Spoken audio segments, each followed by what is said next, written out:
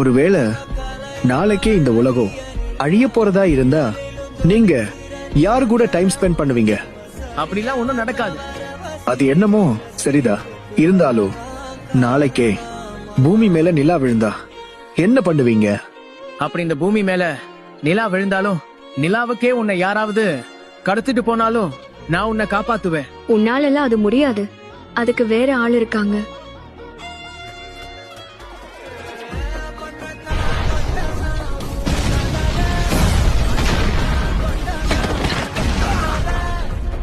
ஒரு bad news.